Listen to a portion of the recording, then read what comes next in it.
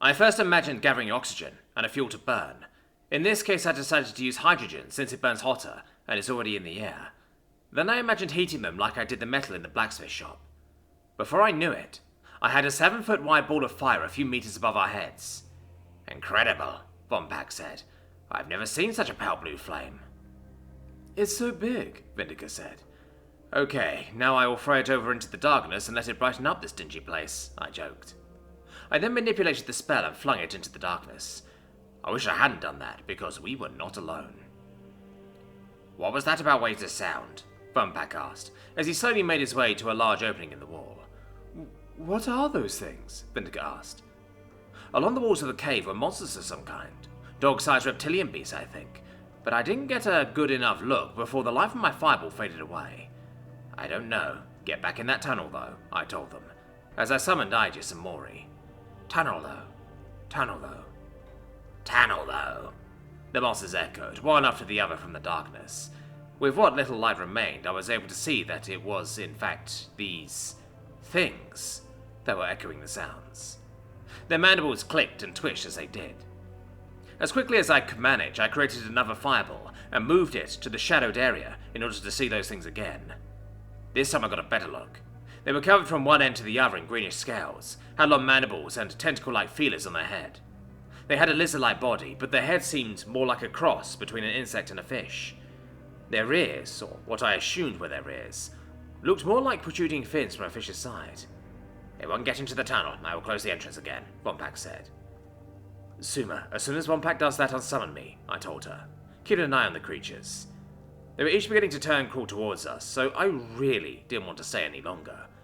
I could feel my heart pounding in my chest like it was going to explode. My ears were ringing, and there was an unswallowable lump in my throat. I really didn't want to be eaten by a lizard-ant thing.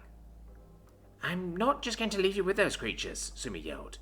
When she raised her voice, some of the creatures twitched and slithered closer.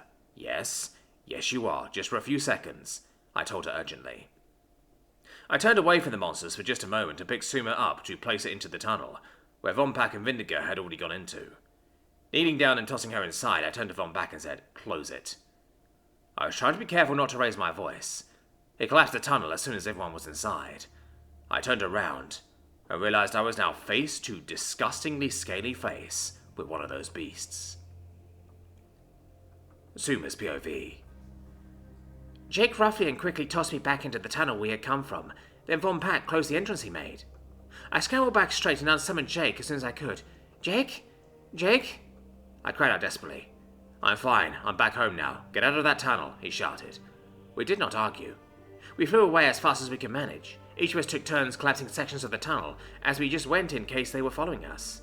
Von Pack used nature magic as best as he could to seal the collapsed areas, but he was now completely out of mana, so Vindica and I simply had to do our best, but none of us specialized in that type, so it wasn't perfect. If the trip to that opening felt long, then the trip away from it was an eternity, but we went as fast as we could manage. There was no care about safety while flying. Several times I clipped a wing in the narrow tunnel, but I forced myself to power through and not slow the others down. I see a light, we're almost there, Vindica shouted. I don't think they are following us, but don't slow down. As soon as we exit the tunnel, fly up and towards the peak. We need to be sure we are safe, so I will seal the exit as best as I can, Von Pack stated. But you're almost out of mana, Vindica pointed out. I will summon Paxus, I can use his mana, he said. Great plan, but you need mana for summoning and you are out, I reminded him. Jake has enough mana, we can use him, I suggested. Normally I would want to ask Jake before doing something like this, but I feel like he would agree. Fine, Von Pack agreed. We shot out of the cave and I summoned Jake. Sentinel, I shouted. Jake began to appear before me, but something was wrong. He was laying on the ground and had blood running down his arm. Jake!